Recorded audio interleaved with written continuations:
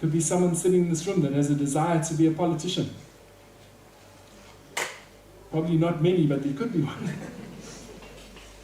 You could think, man, I've got a desire to change, bring change to the nation, but like, is God even there? In the political space, is He even there? What can I accomplish as a little human being, as a Christian person in that space, in that environment, in Mauritius or wherever it may be? Daniel did it as a captive, a believing man who trusted in his God, who obeyed what God commanded him to do. He changed a nation politically, governmentally, righteously, by living a life of obedience.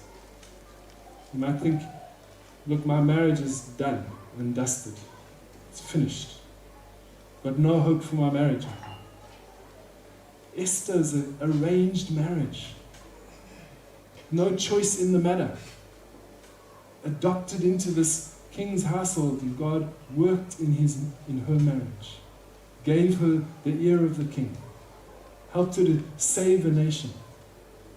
There's nothing beyond the reach of God. Is there a person, a Christian, willing to live a life of obedience? It's not a question of whether God can do it. It's a question of whether we will respond in faithful obedience to what He wants us to do. Might be someone here who can release massive resources for the kingdom of God. Nehemiah took all the resources collected for the king of a foreign nation and used them to build the temple. Might be out there in business wondering what God's called you to do. Maybe God's called you to live a life of faithful obedience, to take that amass of wealth that's collected in the world and use it to thrust out God's kingdom everywhere in this world.